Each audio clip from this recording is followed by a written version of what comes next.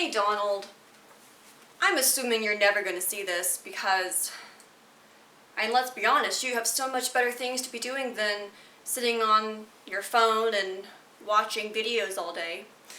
But if one of my videos struck one of your little snowflake nerves and one of your aides showed you my stuff, you've sunk really low.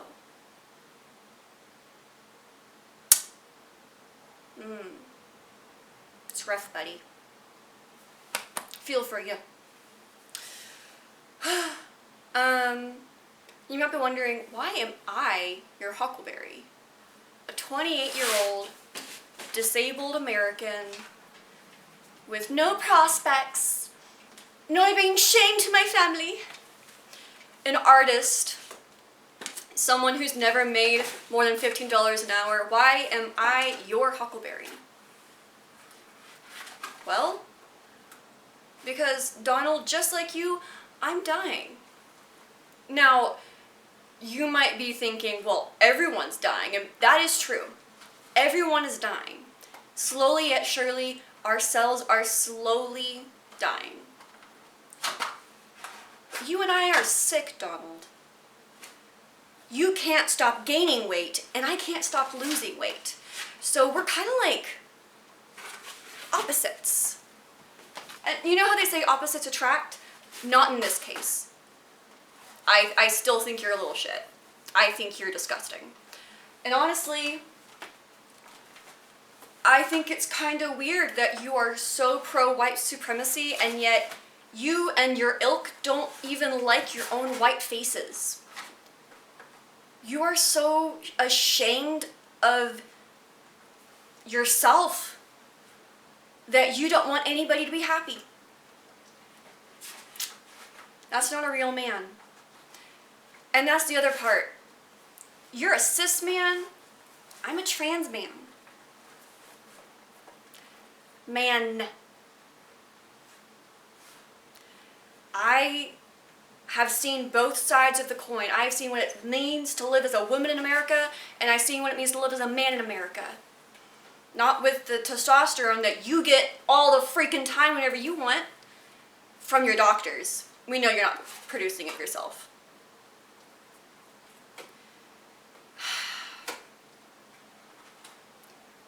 You're rich. I live in my parents' house. You could never make your parents proud. I could never make my parents proud. We've got a lot of things in common, Johnny. We could have been friends if you weren't such a little bastard, man. But unfortunately, that's just what you are. A big bully. So it takes another bully to come up and say, ugh, you're not as smart as you think you are. Because no one being nice to you is going to make you stop. As we were told, when we were kids, bullies just hurt people because they're broken. Yeah. You're a bully because you're a broken man. You're not evil, you're just broken.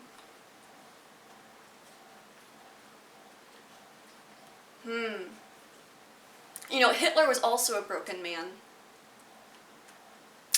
Instead of learning when he was at art school how to take critique, like I did, I barely even college. I barely even graduated. I had to stay 5 years. It wasn't because of bad grades. It was because I kept not passing my BFA capstone. Words? See, just like you, I struggle with my words these days.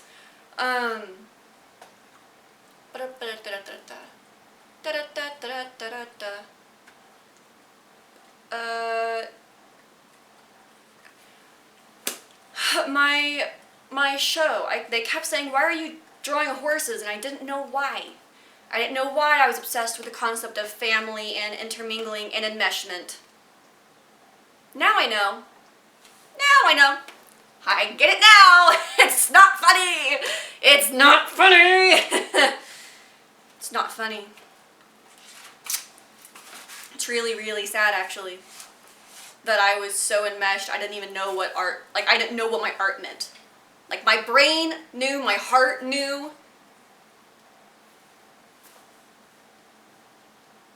But I was so detached from my own body that I didn't know. We've forced men and women to be so detached from themselves that we hate everything. We hate each other. No one suffers the way I suffer because I've suffered the most. And then someone comes along who's suffered more than you, and well, nothing I have suffered through even matters because they've suffered more than me, and that means I mean nothing. So I'm either the only one who suffered, or I've not suffered at all. And then pull yourself up by your bootstraps, but don't hang yourself. That's bad. 75% of men try to kill themselves and then succeed. Sorry. 70% of suicides are men. My brain be tired. Be very tired. 75% of suicides are men. Most of those suicides are 85 plus. That's you, Donnie. Or almost. Pretty much. You're pretty much there. Because trauma ages people. And we know you're traumatized. I have read Mary Trump's book, and that's helped me understand my father better. Which meant that I empathized with him more than I should have. It's why people have empathized with you more than they should have, because they felt bad for you, Donnie. They wanted you to succeed because they either needed a parental figure to see, and you acted like a big daddy to everybody. They just didn't know that you were like Diddy Daddy. But we know now. We know very, very well how bad of a man you are. And I don't mean like evil bad. I mean, you are literally rotting from the inside out, Donald. Your brain is necrotic and it is eating itself. I don't think that's a coincidence. I grew up Christian, but I don't consider myself Christian anymore. But there's just some times where I just get a hankering that something's just a little more supernatural than just you're an old man and your time's up. Because how sad would that be? How sad would it be that life doesn't fucking care what you want? How sad would that be if it doesn't matter how much effort you put in, you could die any second? So why think about faraway things when you're living in shit right now? I'm one of the oldest millennials. I was raised with my parents thinking I was millennial. I've been blamed for the economy since I was in elementary school, Donald. You were never blamed for the economy.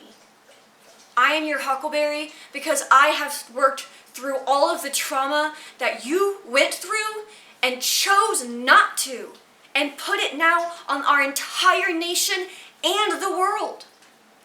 And it's not just you. It is the people who voted for you. It is the people who went to your rallies and the people who worked by your side all of these years.